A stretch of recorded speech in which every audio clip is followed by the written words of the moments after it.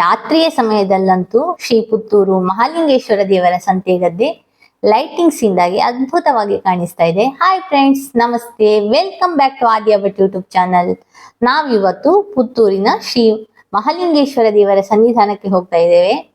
ತುಂಬಾ ಜನರಿಗೆ ಗೊತ್ತಿರಬಹುದು, ಇವಾಗ ಪುತ್ತೂರಿನಲ್ಲಿ ಜಾತ್ರೆ ನಡೀತಾ ಇದೆ. ನಾವು ಹೋಗಿದ್ದು ವಿಷುವಿನ ದಿವಸ. ಆಗ ಇನ್ನು ರಥ ಎಲ್ಲ ರೆಡಿ ಮಾಡಿರ್ಲಿಲ್ಲ. ಸುಮಾರು ಒಂದು 6:30 ಗಂಟೆಗೆ ನಾವು ದೇವಸ್ಥಾನಕ್ಕೆ ರೀಚ್ ಆದ್ವಿ. ದೇವರ ದರ್ಶನಕ್ಕೋಸ್ಕರ ದೇವಸ್ಥಾನದ ಒಳಗಡೆ ಹೋಗ್ತಾ ಇದ್ದೇವೆ. ಇಲ್ಲಿ ಬಾಗಿಲಿನ ಕೆತ್ತನೆಯೆಲ್ಲ ನೋಡ್ಬೋದು, ಎಷ್ಟೊಂದು ಸುಂದರವಾಗಿ ಕಾಣಿಸ್ತಾ ಇದೆ. ನಾವು ಹೋದಾಗ ದೇವರ ದರ್ಶನ ಬಲಿ ನಡೀತಾ ಇತ್ತು. ಹಾಗಾಗಿ ತುಂಬಾ ಜನ ಸಮೂಹ ಕೂಡ ಸೇರಿದ್ರು, ತುಂಬಾ ರಶ್ ಇತ್ತು. ಇದು ದೇವರ ಕೊಡಿಮರ. ಈಗ ದೇವಸ್ಥಾನದಲ್ಲಿ ದೇವರ ದರ್ಶನ ಬಲಿ ಕಾರ್ಯಕ್ರಮ ನಡೆಯುತ್ತಾ ಇದೆ.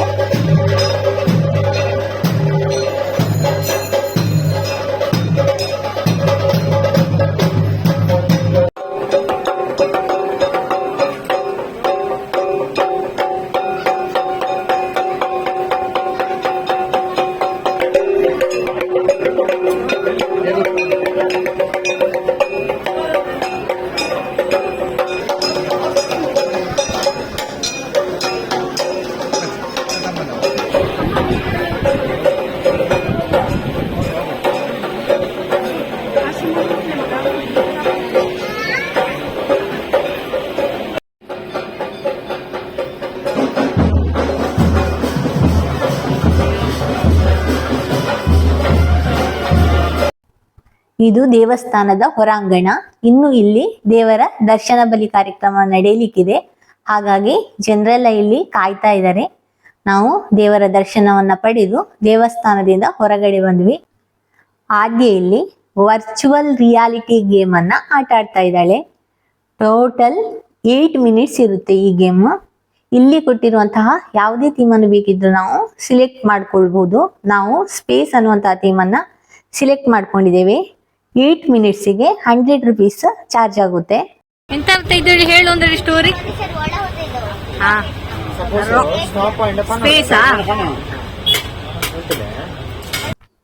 ಅಲ್ಲೇ ಪಕ್ಕದಲ್ಲಿ ನಮೋ ಚುರುಮುರಿ, ಲೈಮ್ ಸೋಡಾ, ಅಮೂಲ್ ಅವರ ಐಸ್ ಕ್ರೀಮ್, ಹಾಗೆ ಶ್ರೀ ಅಮ್ಮ ಚುರುಮುರಿ ಸ್ಟಾಲ್, ಮಣ್ಣಿನ ಪಾತ್ರೆಗಳೆಲ್ಲ ಇರುವಂತಹ ಒಂದು ಅಂಗಡಿ.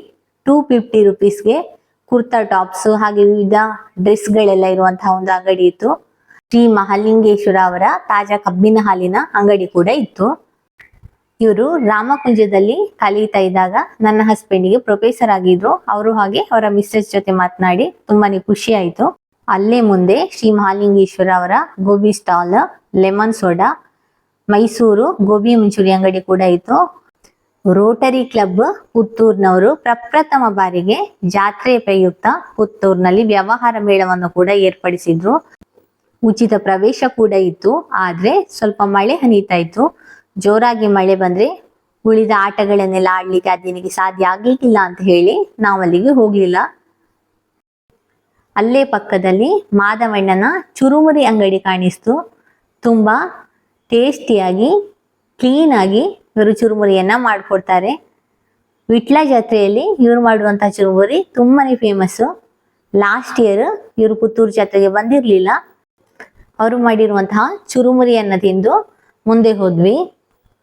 ಬಾಂಬೆ ಸ್ಪೆಷಲ್ ಗೋಬಿ ಮಂಚೂರಿ ಅಂಗಡಿ ಅಂತೂ ತುಂಬಾನೇ ಇತ್ತು. ಪ್ರಭು ಅವರ ಸೋಡಾ ಶರ್ಬತ್ ಅಂಗಡಿ ಹಾಗೆ ವಿವಿಧ ಸೋಡಾ ಶರ್ಬತ್ಗಳ ಅಂಗಡಿ ಕೂಡ ಇತ್ತು. ನಾವು ಇಷ್ಟರ ತನಕ ಫುಲ್ ಜಾರ್ ಸೋಡಾವನ್ನ ಟ್ರೈ ಮಾಡಿರ್ಲಿಲ್ಲ. ಹಾಗಾಗಿ ಇಲ್ಲಿ ನಾವು ಫುಲ್ ಜಾರ್ ಸೋಡಾವನ್ನ ಆರ್ಡರ್ ಮಾಡಿದ್ವಿ. ಇವ್ರು ಯಾವ ತರ ರೆಡಿ ಮಾಡ್ತಾ ಇದ್ದಾರೆ ಅಂತ ಹೇಳಿ ನೋಡಿ. ಅಲ್ಲೇ ಪಕ್ಕದಲ್ಲಿ ಪೊಟೇಟೊ ಟ್ವಿಸ್ಟರ್, ಪಾನಿಪುರಿಯನ್ನೆಲ್ಲ ಮಾಡಿ ಕೊಡ್ತಾ ಇದ್ರು. ಫುಲ್ ಜಾರ್ ಸೋಡಾವನ್ನ ಸ್ಟಾರ್ಟಿಂಗ್ ಅಲ್ಲಿ ಆದೇ ಸ್ವಲ್ಪ ಕುಡಿದ್ಲು, ನಂತರ ನಾವಿಬ್ರು ಕುಡಿದ್ವಿ. ಟೇಸ್ಟ್ ಅಂತೂ ತುಂಬಾನೇ ಚೆನ್ನಾಗಿತ್ತು. ನಾವ್ ಇದನ್ನ ಫಸ್ಟ್ ಟೈಮ್ ಟ್ರೈ ಮಾಡಿದ್ದು. ಇದು ರಿಂಗ್ ಗೇಮ್ ಅಂಗಡಿ. ಒಂದು ಸಲ ವಿಟ್ಲದ ಜಾತ್ರೆಯಲ್ಲಿ ನಾವು ಈ ತರ ಆಟಗಳನ್ನೆಲ್ಲ ಆಡಿದ್ವಿ. ನಮ್ಗೇನು ಸಿಕ್ಕಿರ್ಲಿಲ್ಲ. ಹಾಗಾಗಿ ನಾವು ಇವಾಗ ಈ ತರದ ಯಾವುದೇ ಆಟವನ್ನ ಆಟ ಆಡೋದಿಕ್ಕೆ ಹೋಗೋದಿಲ್ಲ. ಆದ್ಯನಿಗೆ ಇವಾಗ ಕಾರ್ ಗೇಮ್ಸ್ ಈ ತರದ ಆಟಗಳನ್ನೆಲ್ಲ ಆಡ್ಲಿಕ್ಕೆ ಅಷ್ಟೊಂದು ಇಷ್ಟ ಆಗೋದಿಲ್ಲ. ಹಾಗಾಗಿ ಅಪ್ಪ ಮಗಳಿಬ್ರು ಕೂಡ ಟಿಕೆಟ್ ಅನ್ನ ತಗೊಂಡು ಜಾಯಿಂಟ್ ವೀಲರ್ ಅಲ್ಲಿ ಕೂತ್ಕೊಂಡಿದ್ದಾರೆ. ನನಗೆ ಅದರಲ್ಲಿ ಕೂತ್ರೆ ಆಗೋದಿಲ್ಲ, ತಲೆ ಸುತ್ತು ಬರುತ್ತೆ. ಸ್ಟಾರ್ಟಿಂಗ್ ಅಲ್ಲಿ ಜಾಯಿಂಟ್ ವೀಲರ್ ತುಂಬಾನೇ ಸ್ಲೋ ಆಗಿ ಮೂವ್ ಆಗ್ತಾ ಇರುತ್ತೆ. ಸೀಟ್ ಫುಲ್ ಆದ ನಂತರವೇ ಅವರು ಅದನ್ನ ಸ್ಪೀಡ್ ಮಾಡ್ತಾರೆ. ಆ ಟೈಮಲ್ಲಿ ನಾನು ಉಳಿದ ವಿಡಿಯೋವನ್ನೆಲ್ಲ ಸ್ವಲ್ಪ ಮಾಡಿಕೊಂಡೆ. ಜಾತ್ರೆ ಅನ್ನೋದು ನಮ್ಗೆಲ್ರಿಗೂ ಕೂಡ ಒಂದು ಮನೋರಂಜನೆಯ ತಾಣ. ಆದ್ರೆ ಅಲ್ಲಿ ಕೆಲಸ ಮಾಡ್ತಾ ತಮ್ಮ ಬದುಕನ್ನು ಕಟ್ಟಿಕೊಳ್ಳುವವರ ಜೀವನ ಶೈಲಿ ಈ ತರ ಇರುತ್ತೆ. ಇವಾಗ ಜಾಯಿಂಟ್ ವೀಲರ್ ಸ್ವಲ್ಪ ಸ್ಪೀಡ್ ಆಗಿ ಮೂವ್ ಆಗ್ತಾ ಇದೆ. ಜಾಯಿಂಟ್ ವೀಲರ್ ಅಲ್ಲಿ ಕೂತ್ಕೊಂಡು ವಿಡಿಯೋ ಮಾಡಿದ್ರಂತೂ ದೃಶ್ಯಗಳು ತುಂಬಾನೇ ಸುಂದರವಾಗಿ ಕಾಣಿಸುತ್ತೆ. ನಮ್ಗೆ ಅಭಿ ಅಣ್ಣ ಅವರ ಫ್ಯಾಮಿಲಿಯವರು ಸಿಕ್ಕಿದ್ರು, ಅವರ ಜೊತೆ ಒಂದು ಫೋಟೋವನ್ನ ಕೂಡ ತಗೊಂಡ್ವಿ. ಅಲ್ಲಿಂದ ಸ್ವಲ್ಪ ಮುಂದೆ ಹೋದಾಗ ನಾಯಕ್ಸ್ ಅವರ ಚಾಟ್ಸ್ ಅಂಗಡಿ, ಮೋಮೋಸ್ ಅಂಗಡಿ, ಉಪ್ಪಿನ ಅಂಗಡಿ ಅವರ ನ್ಯಾಚುರಲ್ ಐಸ್ ಕ್ರೀಮ್ ಅಂಗಡಿ ಕೂಡ ಇತ್ತು. ಹಾಗೆ ಸೋಲಾರ್ ಲೈಟ್ ಪ್ರೈವೇಟ್ ಲಿಮಿಟೆಡ್ ಅವರ ಅಂಗಡಿ ಕೂಡ ಇತ್ತು. ಇಲ್ಲಿ ಜನರೆಲ್ಲ ವಿವಿಧ ಗೇಮ್ಸ್ ಗಳನ್ನೆಲ್ಲ ಆಟ ಆಡ್ತಾ ಇದ್ದಾರೆ. ಬಟ್ಸ್ ಅವರ ಫುಡ್ ಪಾಯಿಂಟ್ ಅಂಗಡಿ ಕೂಡ ಇತ್ತು. ಇಲ್ಲಿ ದೋಸೆ, ಗುಜ್ಜೆ ಮಂಚೂರಿ, ಫ್ರೈಡ್ ರೈಸ್, ಪೂರಿ ಬಾಜಿ ಹಾಗೆ ವಿವಿಧ ತಿಂಡಿಗಳು ಕೂಡ ಸಿಗುತ್ತೆ. ನೆಕ್ಸ್ಟ್ ಇಲ್ಲಿ ಬ್ರೇಕ್ ಡ್ಯಾನ್ಸ್ ಗೇಮ್ ಆಡೋದಿಕ್ಕೋಸ್ಕರ ಅಪ್ಪ ಮಗಳಿಬ್ರು ಟಿಕೆಟ್ ಅನ್ನ ತಗೊಂಡು ಒಳಗಡೆ ಹೋಗ್ತಾ ಇದ್ದಾರೆ. ಇದೊಂದೇನು ಹೊಸ ಗೇಮು, ಸ್ವಲ್ಪ ನೋಡಿದ್ರೆ ಡೇಂಜರಸ್ ಆಗಿದೆ, ಹಾಗಾಗಿ ನಾವು ಇದ್ರಲ್ಲಿ ಆದ್ಯವನ್ನು ಕೂರಿಸ್ಲಿಲ್ಲ. ಇಲ್ಲಿ ಬ್ರೇಕ್ ಡ್ಯಾನ್ಸ್ ಗೇಮ್ ನಡೀತಾ ಇದೆ. ಇದನ್ನ ಮುಗಿಸ್ಕೊಂಡು ಅಪ್ಪ ಮಗಳಿಬ್ರು ಕೂಡ ಹೊರಗಡೆ ಬಂದ್ರು. ಆದ್ಯ ಸಣ್ಣವಳಾಗಿರೋದ್ರಿಂದ ಅವಳನ್ನ ಒಬ್ಳನ್ನ ಇಲ್ಲಿ ಕೂರಿಸೋದಕ್ಕೆ ಸಾಧ್ಯ ಆಗೋದಿಲ್ಲ ಅಂತ ಹೇಳಿ ಅವಳ ಅಪ್ಪನು ಕೂಡ ಅವಳ ಜೊತೆ ಕೂತ್ಕೊಳ್ತಾರೆ. ಅದನ್ನ ಆಟ ಆಡಿದ ನಂತರ ಇಬ್ರು ಕೂಡ ಕೊಲಂಬಸ್ ಅಲ್ಲಿ ಕೂತ್ರು. ಅದೇ ಟೈಮಲ್ಲಿ ಪಕ್ಕದಲ್ಲಿ ಸೂಪರ್ ಡ್ರ್ಯಾಗನ್ ಟ್ರೈನ್ ಕೂಡ ಓಡ್ತಾ ಇತ್ತು. ನ್ಯೂ ಇಂಡಿಯನ್ ಅವರ ಕಾಮಿಡಿ ಡಾಗ್ ಶೋ ಕೂಡ ಇತ್ತು. ನಾವು ಇದನ್ನೆಲ್ಲ ನೋಡ್ಲಿಲ್ಲ. ಸಣ್ಣ ಮಕ್ಕಳಿಗೆ ವಿವಿಧ ಆಟಗಳು ಕೂಡ ನಡೀತಾ ಇತ್ತು. ಹಾಗೆ ಬೈಕ್ ರೇಸ್ಗೋಸ್ಕರ ಇಲ್ಲಿ ಟ್ರ್ಯಾಕ್ ಅನ್ನ ರೆಡಿ ಮಾಡ್ತಾ ಇದ್ರು. ಕೊಲಂಬಸ್ ಅಲ್ಲಿ ಆಟ ಮುಗಿಸ್ಕೊಂಡು ಅಪ್ಪ ಮಗಳಿಬ್ರು ಕೂಡ ಹೊರಗಡೆ ಬರ್ತಾ ಇದ್ದಾರೆ. ಈ ಸಲ ಕ್ಯಾಂಪ್ಕೋದವರ ಚಾಕ್ಲೇಟ್ ಅಂಗಡಿ ಕೂಡ ಇತ್ತು.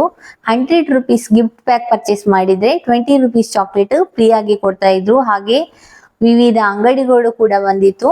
ನೆಕ್ಸ್ಟ್ ನಾವು ಪೊಟೇಟೊ ಟ್ವಿಸ್ಟರ್ ಅನ್ನ ಟ್ರೈ ಮಾಡೋದಕ್ಕೋಸ್ಕರ ಇನ್ನೊಂದು ಅಂಗಡಿಗೆ ಬಂದ್ವಿ. ಇಲ್ಲಿಯವರು ಪೊಟೇಟೊ ಟ್ವಿಸ್ಟರ್ ಅನ್ನ ರೆಡಿ ಮಾಡ್ತಾ ಇದ್ದಾರೆ ನೋಡಿ.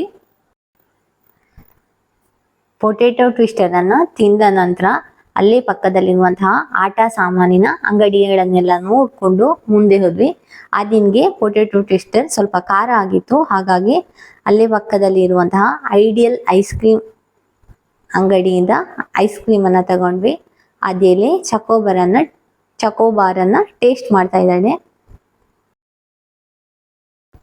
ಮೊಬೈಲ್ ಸ್ಟ್ಯಾಂಡ್ ಅಂಗಡಿ, ದೃಷ್ಟಿಗೆ ಹಾಕುವಂತಹ ಕಾಲಿಗೆ ಹಾಕುವ ಕ್ರಿಸ್ಟಲ್ನ ಕಾಲ್ ಚೈನಿನ ಅಂಗಡಿ ಕೂಡ ಇತ್ತು. ಮಹಿಳೆಯರ ಫೇವ್ರೇಟ್ ಹ್ಯಾಂಡ್ ಬ್ಯಾಗಿನ ಅಂಗಡಿ, ಹಾಗೆ ಸ್ಟೀಲ್ ಪಾತ್ರೆಗಳ ಅಂಗಡಿ ಕೂಡ ಇತ್ತು. ಇಲ್ಲಿ ಯಾವುದೇ ಒಂದು ಸ್ಟೀಲ್ ಪಾತ್ರೆನ ತಗೊಂಡ್ರು ಕೂಡ ಅದಕ್ಕೆ ನೀವು 150 ರುಪೀಸ್ ಅಮೌಂಟ್ ಅನ್ನ ಪೇ ಮಾಡಬೇಕಾಗಿತ್ತು. ತುಂಬಾ ವೆರೈಟಿ ಸ್ಟೀಲ್ ಪಾತ್ರೆಗಳೆಲ್ಲ ಇಲ್ಲಿ ಇತ್ತು. ನಾವು ಇದು ಯಾವುದನ್ನು ಕೂಡ ಪರ್ಚೇಸ್ ಮಾಡಲಿಲ್ಲ. ನೆಕ್ಸ್ಟ್ 10 ರುಪೀಸ್ನ ಅಂಗಡಿ ಇತ್ತು. ಇಲ್ಲಿ ಕೂಡ ಹಾಗೆ ಯಾವುದೇ ಒಂದು ಐಟಮ್ ಅನ್ನು ನೀವು ಪರ್ಚೇಸ್ ಮಾಡಿದ್ರೆ ಜಸ್ಟ್ 10 ರುಪೀಸ್ ಅನ್ನ ಕೊಡ್ಬೇಕಾಗುತ್ತೆ. ಕೇಳಿದ್ರೆ ನಾವು ಹೆಚ್ಚಾಗಿ ಹೇಳುವಂಥದ್ದು ಅದು ಶಿವದೇವರು ಅಂತ. ಆದ್ರೆ ಆ ಶಿವನು ಕೂಡ ಯಾವಾಗ ಒಂದು ಭಕ್ತರ ಬೇಡಿಕೆಗಳನ್ನ ಪ್ರಾರ್ಥನೆಗಳನ್ನ ಕೇಳ್ತಾರೆ ನೋಡಿ, ಅವಾಗ ಅವರು ಕೂಡ ಮಂಚುಗಡ್ಡೆಯಂತೆ ಹರಿದು ಹೋಗ್ತಾರಂತೆ. ಎಸ್, ನಾನು ಪ್ರತಿ ಸಲ ವೇದಿಕೆಯ ಮೇಲೆ ಬಂದಾಗ ಜೋರಾದ ಚಪ್ಪಾಳೆಯನ್ನ ಕೊಡಿ ಅಂತ ನಾನು ಮಾತ್ರ ಅಲ್ಲ, ಆದಷ್ಟು ಎಷ್ಟೋ ಜನ ಆಂಕರಿಂಗ್ ಮಾಡೋರು ಹೇಳುವಂತಹ ಮಾತು ಅದು. ಯಾಕೆಂತ ಹೇಳಿದ್ರೆ ಎಷ್ಟು ಪುಟಾಣಿ ಮಕ್ಕಳಿಂದ ಹಿಡಿದು ಎಷ್ಟು ದೊಡ್ಡವರವರೆಗೆ ಈ ವೇದಿಕೆಯ ಮೇಲೆ ಬಂದು ನೃತ್ಯವನ್ನ ಮಾಡ್ತಾರೆ ಅಥವಾ ಸಾಂಸ್ಕೃತಿಕ ಕಾರ್ಯಕ್ರಮವನ್ನ ನೀಡ್ತಾರೆ ಅಂತ ಹೇಳಿದ್ರೆ, ನಿಮ್ಮನ್ನ ಮನರಂಜಿಸಲಿಕ್ಕೆ ನಿಮಗೋಸ್ಕರ ಎಷ್ಟೋ ದಿವಸಗಳಿಂದ ಪ್ರಾಕ್ಟೀಸ್ ಅನ್ನ ಮಾಡಿರ್ತಾರೆ. ಅದಕ್ಕೆ ಒಂದು ಉತ್ತರವನ್ನ ಕೊಡುವುದು, ಅವರ ಮನಸ್ಸಿಗೆ ಸಂತೋಷವನ್ನ ನೀಡುವಂಥದ್ದು ಅದು ನಿಮ್ಮ ಕೈಯಲ್ಲಿರುವಂತಹ ಚಪ್ಪಾಳೆ ಸದ್ದು. ಆದ್ರಿಂದ ನಿಮ್ಮ ಕೈಯಲ್ಲಿರುವಂತಹ ಫೋನ್ಗಳನ್ನೆಲ್ಲ ಸೈಡ್ ಇಟ್ಟು ಒಂದು ಸಲ ಅವರ ಪ್ರಯತ್ನಕ್ಕೆ ಜೋರಾದ ಚಪ್ಪಾಳೆಯನ್ನ ಕೊಡಿ ಅಂತ ಕೇಳ್ತಾ ಇದೀಗ ಮುಂದಕ್ಕೆ ಇನ್ನೊಂದು ಅದ್ಭುತವಾದಂತಹ ಹಾಡಿನ ಮೂಲಕ ನಮ್ಮ ವಾಯ್ಸ್ ಆಫ್ ಆರಾಧನಾ ತಂಡದ ಅದ್ಭುತವಾದಂತಹ ಗಾಯಕಿ ವರ್ಷ ಪಡೆಯಲ್ಲಿ ಜೋರಾದ ಚಪ್ಪಾಳೆ. ನಟರಾಜ ವೇದಿಕೆಯಲ್ಲಿ ಆರಾಧನಾ ತಂಡದವರಿಂದ ವಿವಿಧ ಸಾಂಸ್ಕೃತಿಕ ಕಾರ್ಯಕ್ರಮ ಕೂಡ ನಡೀತಾ ಇತ್ತು. ಹಾಗಾಗಿ ಸ್ವಲ್ಪ ಹೊತ್ತು ಅದನ್ನು ಕೂತು ನೋಡಿ ಮುಂದಕ್ಕೆ ಹೋದ್ವಿ.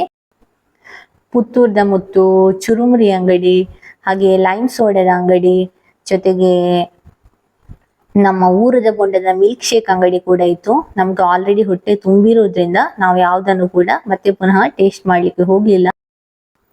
ಇದು ಲೇಡೀಸ್ ಫೇವ್ರೇಟ್ ಇಯರಿಂಗ್ಸ್, ಚೈನ್ ಎಲ್ಲ ಸಿಗುವಂತಹ ಒಂದು ಫ್ಯಾನ್ಸಿ ಸ್ಟೋರ್. ನೆಕ್ಸ್ಟ್ ವಿವಿಧ ಶಂಖಗಳು, ಬಳಿ, ಕ್ರಿಸ್ಟಲ್ ಚೈನ್ಗಳೆಲ್ಲ ಇತ್ತು. ಹಾಗೆ ದೇವರ ಸಾಮಾನುಗಳನ್ನೆಲ್ಲ ಸಿಗುವಂತಹ ಒಂದು ಅಂಗಡಿ ಕೂಡ ಇತ್ತು. ಇದನ್ನೆಲ್ಲ ನೋಡ್ಕೊಂಡು ಮತ್ತೆ ಪುನಃ ನಾವು ಮುಂದೆ ಹೋದ್ವಿ. ಅನೇಕ ವೆರೈಟಿ ಮಾಸ್ಕ್ಗಳು, ಗೊಂಬೆಗಳು, ಆಟದ ಸಾಮಾನುಗಳೆಲ್ಲ ಸಿಗುವಂತಹ ಅಂಗಡಿ ಕೂಡ ಇತ್ತು. ನೆಕ್ಸ್ಟ್ ಅಂಗಡಿಯಲ್ಲಿ ವೆರೈಟಿ ಪ್ಲಾಸ್ಟಿಕ್ ರೋಸ್ಗಳು, ಹಾಗೆ ಲೋಟಸ್ ಫ್ಲವರ್ ಎಲ್ಲ ಇತ್ತು. ಇದಕ್ಕೆ ಸಿಂಗಲ್ ರೋಸ್ ಅನ್ನ ಪರ್ಚೇಸ್ ಮಾಡ್ತಾ ಇದ್ರೆ 20 ರೂಪಾಯಿ ಆಗುತ್ತೆ. ಹಾಗೆಯೇ ಬಂಚಿಗಾದ್ರೆ ಬೇರೆ ಅಮೌಂಟ್ ಆಗುತ್ತೆ. ಡೆಕೋರೇಷನ್ಗೆ ಇಡುವಂತಹ ಬೇರೆ ಐಟಮ್ಗಳು ಈ ಅಂಗಡಿಯಲ್ಲಿತ್ತು. ತುಂಬಾನೇ ಸುಂದರವಾಗಿತ್ತು. ಮಕ್ಕಳ ಫೇವ್ರೇಟ್ ಹೇರ್ ಬ್ಯಾಂಡ್, ಹಾಗೆ ಪಾಪ್ಕಾರ್ನ್ ಅಂಗಡಿ, ವಿರಾಟ್ ಕೊಹ್ಲಿ ಫೇವ್ರೇಟ್ ಫುಡ್ ಅಂಗಡಿ ಕೂಡ ಒಂದಿತ್ತು. ಎಲ್ಲ ಅಂಗಡಿಗಳನ್ನ ನೋಡ್ಕೊಂಡು ಮುಂದೆ ಹೋದ್ವಿ. ಸನಾತನ ಗ್ರಂಥ ಮತ್ತು ಸಾತ್ವಿಕ ಉತ್ಪನ್ನಗಳ ಪ್ರದರ್ಶನ ಮತ್ತು ವಿತರಣಾ ಮಳಿಗೆ ಹೊಂದಿತ್ತು. ಅಲ್ಲಿ ನಮ್ಮ ಧಾರ್ಮಿಕ ಗ್ರಂಥಗಳು, ವಿವಿಧ ಗಿಡಮೂಲಿಕೆಗಳಿಂದ ತಯಾರಾದಂತಹ ಉತ್ಪನ್ನಗಳ ಮಾರಾಟ ಮಾಡ್ತಾ ಇದ್ರು. ಹ್ಯಾಂಡಿಕ್ರಾಫ್ಟ್ಗಳ ಪ್ರದರ್ಶನ ಮತ್ತು ಮಾರಾಟ ಮಾಡುವಂತಹ ಒಂದು ಅಂಗಡಿ ಕೂಡ ಇತ್ತು. ಅದನ್ನು ಕೂಡ ನೋಡ್ಕೊಂಡು ಮುಂದಕ್ಕೆ ಹೋದ್ವಿ.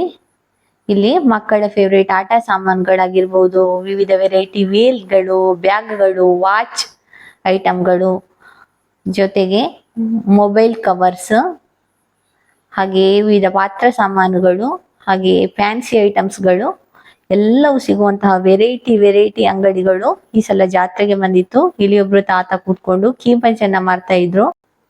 ಮಣ್ಣಿನ ವಿವಿಧ ರೀತಿಯ ಪಾತ್ರೆಗಳಾಗಿರ್ಬೋದು, ಕುಟಾಣಿಗಳಾಗಿರ್ಬೋದು, ಹೂಜಿಗಳಾಗಿರ್ಬೋದು, ಇವುಗಳನ್ನೆಲ್ಲ ಮಾರಾಟ ಮಾಡುವಂತಹ ಒಂದು ಅಂಗಡಿ ಕೂಡ ಇತ್ತು. ಎಲ್ಲವನ್ನ ಮುಗಿಸ್ಕೊಂಡು ಬಂದಾಗ ದೇವಸ್ಥಾನದ ಹೊರಾಂಗಣದಲ್ಲಿ ಮತ್ತೆ ದೇವರ ದರ್ಶನ ಬಲಿ ಕೂಡ ತುಂಬಾ ವಿಜೃಂಭಣೆಯಿಂದ ನಡೀತಾ ಇತ್ತು. ಇವತ್ತಿನ ಈ ವಿಡಿಯೋ ನಿಮ್ಗೆಲ್ರಿಗೂ ಇಷ್ಟ ಆಯ್ತು ಅಂತ ಭಾವಿಸ್ತೇನೆ. ಇಷ್ಟವಾಗಿದ್ದಲ್ಲಿ ಲೈಕ್, ಶೇರ್, ಸಬ್ಸ್ಕ್ರೈಬ್ ಮಾಡಿ, ಕಮೆಂಟ್ ಮಾಡಿ, ನೋಟಿಫಿಕೇಶನ್ಗೋಸ್ಕರ ಬೆಲ್ ಐಕಾನ್ ಅನ್ನು ಕ್ಲಿಕ್ ಮಾಡಿ. ಮುಂದಿನ ವಿಡಿಯೋದಲ್ಲಿ ಮತ್ತೆ ಸಿಗೋಣ. ಧನ್ಯವಾದಗಳು.